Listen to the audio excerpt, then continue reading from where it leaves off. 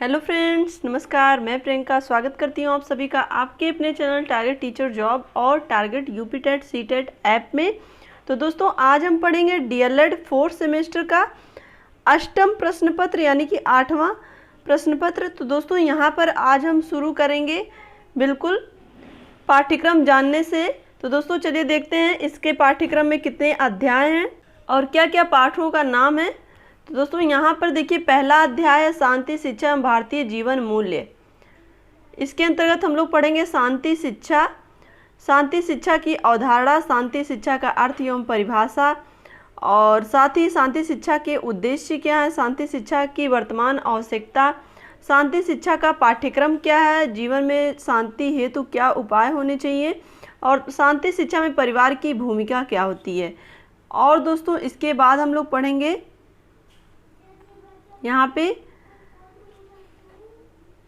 शांति शिक्षा में भारतीय जीवन मूल्य, मूल्यों का अर्थ एवं परिभाषा, मूल्यों की प्रकृति, मूल्य की विशेषताएं, मूल्यों का वर्गीकरण, मूल्य एवं शिक्षा में संबंध, शांति शिक्षा में मूल्यों का विकास, मूल्यों के विकास में परिवार की भूमिका, मूल्यों के विकास में विद्यालय की भूमिका क्या होती है। और दोस्तों, इसके बाद हम लोग पढ़ेंगे शांति कौशल, और इसमें पढ़ेंगे हम लोग संप्रेषण कौशल यानी कि कम्युनिकेशन स्किल, चिंतन कौशल, व्यक्तिक कौशल, तदानुभूति कौशल और तनाव प्रबंध कौशल। और दोस्तों, यहाँ पर इसके अलावा हम लोग पढ़ेंगे समस्या समाधान का कौशल। और उसके बाद दोस्तों, यहाँ पे शांति अभिवृत्ति यानी कि पीस टेंडेंसीज, इसकी भूमिका क्या है, और शिक्षा द्वारा वृत्तियों को किस तरह से प्रोत्साहन दिया जाता है। और दोस्तों, इसके बाद हम लोग पढ़ेंगे नेक्स्ट चैप्टर है व्यक्तित्व एवं सामाजिक विकास। इसमें देखिए, व्यक्तित्व का अर्थ एवं परिभाषा, व्यक्तित्व का स्वरूप, व्यक्तित्व की विशेषताएं, व्यक्तित्व के 5 बड़े गुण, यानी कि दोस्तों यहाँ पे हमें पर्सनालिटी के विषय में पढ़ना है। पर्सनालिटी के क्या क्या कैरेक्टरिस्टिक्स हैं और क्या क्या इसके गुण हैं, इसके विषय में हमें पढ़ना है। यहाँ पे देखिए, व्यक्तित्व एवं सामाजिक विकास, व्यक्तित्व विकास में वातावरण का क्या प्रभाव होता है, व्यक्तित्व का विकास किस तरह से होता है, व्यक्तित्व की सामाजिक और शांति, आदत और स्वभाव के विषय में पढ़ेंगे, आदत की अवधारणा के विषय में पढ़ेंगे। और दोस्तों, इसके बाद पढ़ेंगे आदत का अर्थ एवं परिभाषा क्या है, यानी कि हमारी जो हैबिट होती है उसके विषय में पढ़ेंगे। आदतों की क्या विशेषताएं होती हैं, आदतों के क्या प्रकार होते हैं, आदत निवारण, स्वभाव के विषय में पढ़ेंगे।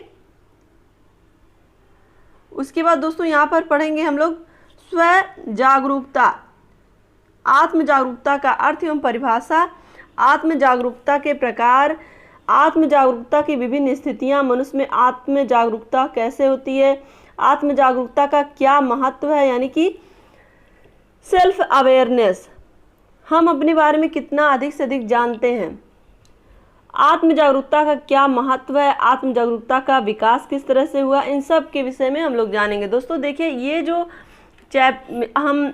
जो पेपर आप पढ़ेंगे अष्टम प्रश्न पत्र, ये प्रश्न पत्र आपको व्यवहारिक ज्ञान बहुत ही ज़्यादा देगा, क्योंकि यहाँ पर आप अपने आप को इस प्रश्न पत्र में बिल्कुल घुला और मिला हुआ महसूस करेंगे, जहाँ पर आप अपने निर्णय शक्ति का प्रयोग भी करेंगे, जहाँ पर आप अपने विवेक का प्रयोग करेंगे।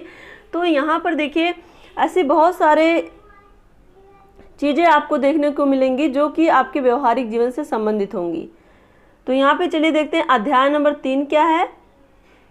यहाँ पे देखिए, साथी समूह के संबंधों का विकास एवं अंतर्वैयक्तिक समझ क्या होती है, बालक एवं साथी समूह, बालकों के विकास में उनके साथियों की क्या भूमिका होती है, साथी के संबंधों की विशेषताएं क्या है, सामाजिक बोध क्या है। दोस्तों देखिए, साथी, यहाँ पे बात हो रही है आपके साथी यानी कि आपके फ्रेंड्स की बात हो रही है, क्योंकि दोस्तों देखिए, ये हमेशा कहा जाता है कि आपकी जैसा फ्रेंड सर्कल होगा, आपके जैसे फ्रेंड्स होंगे, उसी तरह से आपका भी पर्सनालिटी डेवलप होगा, क्योंकि कहीं ना कहीं उनका बहुत ही ज़्यादा प्रभाव पड़ता है आपके ऊपर।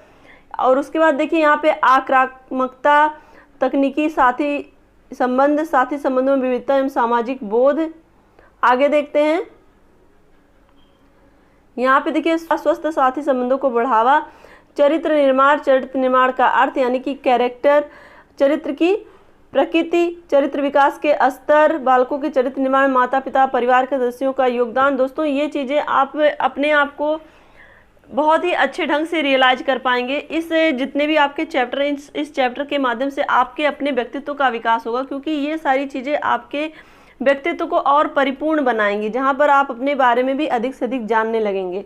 और दोस्तों यहाँ पर देखिए, चरित्र को अच्छा बनाने में कुशल शिक्षक का क्या महत्व है। दोस्तों एक शिक्षक का बहुत बड़ा महत्व होता है, क्योंकि आप ये जानते हैं भली भांति कि अगर आपका शिक्षक आपको सही ढंग से मोटिवेट करता तो कहीं ना कहीं आपका लक्ष्य बहुत ही आसानी से प्राप्त किया जा सकता है। और यहाँ पे देखिए, नैतिक शिक्षा यानी कि मोरल एजुकेशन, नैतिकता का अर्थ एवं परिभाषा देखेंगे, नैतिक शिक्षा का अर्थ देखेंगे, नैतिक शिक्षा के उद्देश्य क्या है, नैतिक शिक्षा का आवश्यकता और महत्व क्या है, समाज अनुकूल विकास, सामाजिक अनुकूलन, सामाजिकरण की विशेषताएं, सामाजिक अनुकूलन, सामाजिकरण की आवश्यकता एवं महत्व, सामाजिक अनुकूलन, सामाजिकरण को प्रभावित करने वाले कारक। दोस्तों देखिए, यहाँ पे आप जितना भी चैप्टर पढ़ रहे हैं, ये आपके गुणों के साथ साथ, आपके गुणों का विकास होने के साथ साथ, आप चूँकि आप एक छात्राध्यापक और छात्राध्यापिका, तो आप भावी शिक्षक हैं, तो आप अपने साथ साथ अपने जो आगे आने वाली पीढ़ी है जिसको आप पढ़ाएंगे, उनके पर्सनालिटी को कैसे डेवलप करेंगे, उनके अंदर अच्छे गुणों का विकास कैसे करेंगे, इन सारे अध्यायों में आपको यही सारी चीज़ें देखने को मिलेंगी। तो यहाँ पर देखिए, मानव विकास की विभिन्न अवस्थाओं में सामाजिक अनुकूलन, सामाजिकरण, सामाजिक अनुकूलन, सामाजिकरण की प्रमुख अभिकरण, ये सारी चीज़ें हम लोग देखेंगे। और दोस्तों यहाँ पर देखिए, नंबर 4 है व्यवहारवाद। व्यवहारवाद की भूमिका, व्यवहारवाद के सिद्धांत, व्यवहारवाद में उद्दीपन एवं अनुक्रिया किस तरह से होती है, और व्यवहारवाद का शिक्षा में क्या योगदान है, और व्यवहारवाद की आलोचना के विषय में भी हम लोग जानेंगे। और उसके बाद है परिवार विद्यालय की भूमिका, शांति के लिए शिक्षा का कार्यक्षेत्र, शांति के लिए शिक्षा हेतु सुझाव, शांति के लिए शिक्षा की मान्यता, शांति के लिए शिक्षक की रणनीतियाँ क्या क्या होनी चाहिए। और दोस्तों यहाँ पर देखिए, अवांछित व्यवहार को सकारात्मक तरीके से हतोत्साहित करने की जो रणनीतियाँ होती हैं, इसके विषय में देखेंगे। भूमिका, अवांछित व्यवहार को हतोत्साहित करने की रणनीतियाँ, और सकारात्मक व्यवहारिक हस्तक्षेप में सहयोग, ये सारी चीज़ें देखेंगे। दोस्तों इसमें टोटल 9 चैप्टर हैं, और देखिए हर चैप्टर अपने आप में बहुत ही ज़्यादा महत्वपूर्ण है। उसमें यहाँ पे हम देखेंगे नंबर 5 है, अध्याय नंबर 5 है यहाँ पे हिंसा कारण एवं निवारण, हिंसा एवं इसके प्रकार, हिंसा का अर्थ एवं परिभाषा, हिंसा के रूप, हिंसा के कारण, हिंसा के प्रकार, हिंसा रोकने के उपाय, हिंसा के मोर्चे।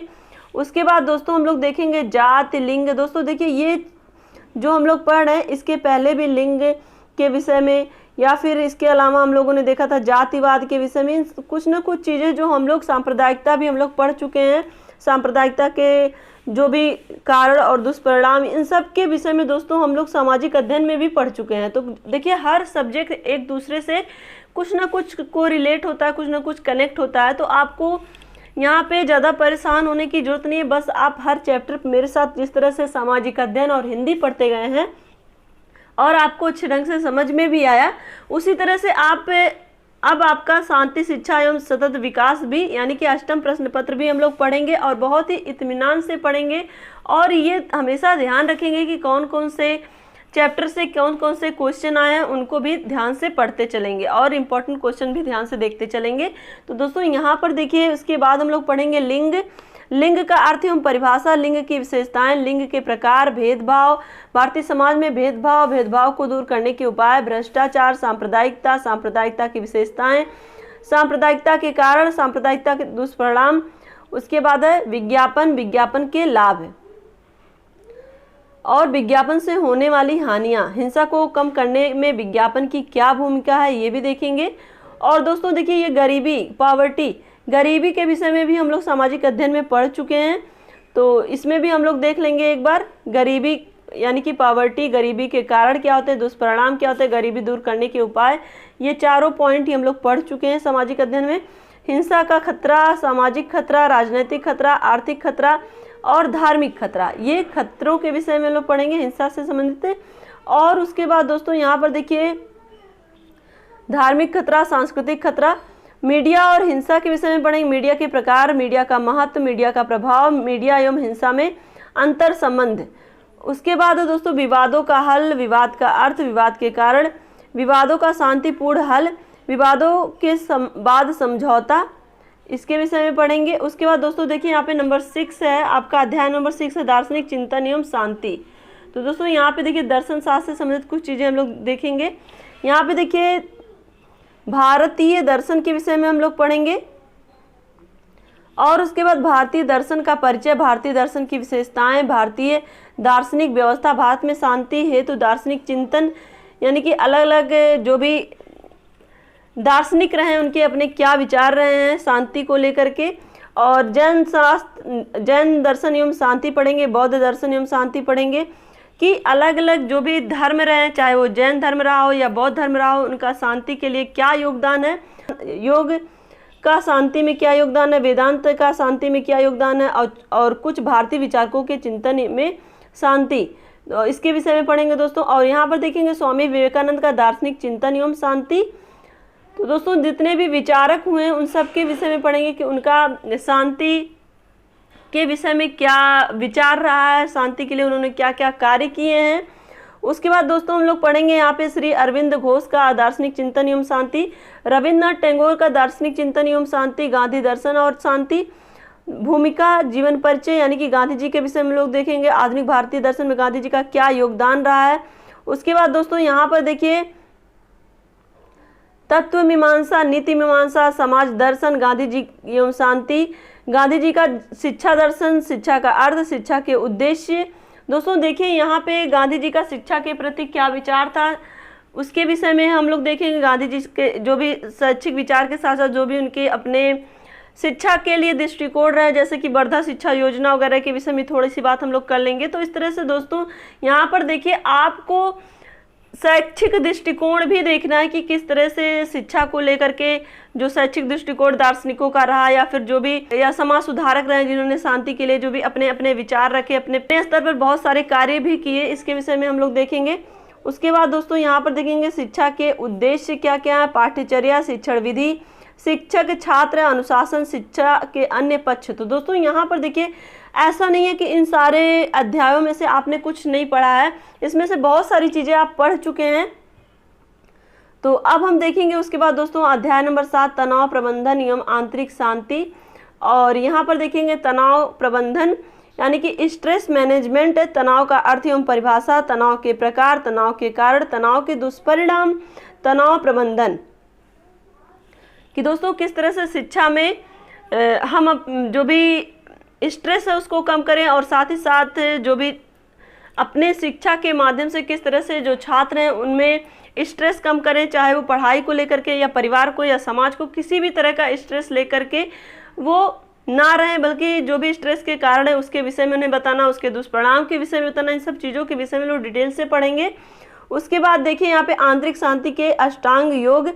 अष्टांग योग का अर्थ, अष्टांग योग के अंग, बहिरंग, अंतरंग और योगाभ्यास में ध्यान रखने योग्य बातें, अष्टांग योग की उपयोगिता क्या है, इसके विषय में देखेंगे। और दोस्तों इसके बाद देखिए आपको यहाँ पे देखिए आपको योग भी पढ़ना है, मनोविज्ञान से संबंधित भी कुछ चीज़ें हैं इसमें पढ़नी है, और साथ ही यहाँ पे देखिए सामाजिक अध्ययन से संबंधित भी कुछ चीज़ें हैं जो पढ़नी, मतलब यहाँ पे आपको ऐसा लगेगा कि कभी आपका देखिए सामाजिक अध्ययन से संबंधित जो भी हम लोग सांप्रदायिकता, जातिवाद, ये सारी चीज़ें पढ़ चुके थे और गरीबी भी पढ़ चुके थे, ये सारी चीज़ें आपके इसमें पढ़ने को फिर से मिलेंगी।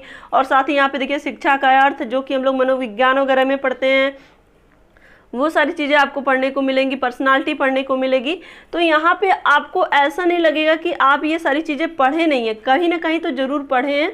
उसके बाद देखिए यहाँ पे है नंबर 8 है, अध्याय नंबर 8 है यहाँ पे भारत में धार्मिक सहिष्णुता एवं मानवाधिकार। उसके बाद दोस्तों यहाँ पे देखिए ह्यूमन राइट्स के विषय में लोग पढ़ेंगे, मानवाधिकार और लोकतंत्र। मानवाधिकार का अर्थ एवं परिभाषा, मानवाधिकार की आवश्यकता, मानवाधिकार का महत्व, मानवाधिकारों की सार्वभौमिक घोषणा, लोकतंत्र। दोस्तों यहाँ पर देखिए हम लोग पढ़ेंगे ह्यूमन राइट्स। विश्व मानवाधिकार दिवस 10 दिसंबर को मनाया जाता है, आपको पता है। तो इन सब चीज़ों के बारे में हम लोग थोड़ा डिटेल से जानेंगे कि ये मानवाधिकार का मतलब क्या होता है, कि क्यों मानव का जो अपना एक अधिकार है वो मिलना चाहिए। इन सब के विषय में हम लोग डिटेल से देखेंगे।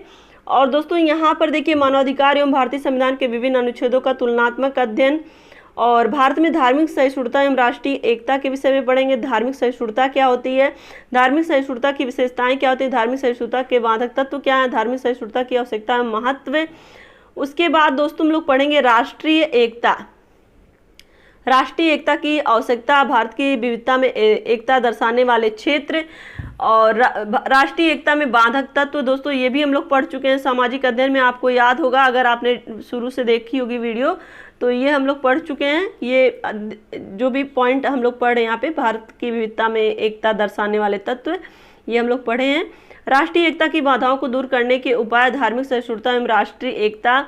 और यहाँ पर हम देखेंगे वैश्वीकरण, ये भी हम लोग पढ़ चुके हैं, सामाजिक अध्ययन में पढ़ चुके हैं वैश्वीकरण, ग्लोबलाइजेशन। और उसके बाद देखिए दोस्तों यहाँ पर है वैश्वीकरण का अर्थ, विशेषताएं क्या हैं, वैश्वीकरण की आवश्यकता में महत्व क्या है, वैश्वीकरण और शांति।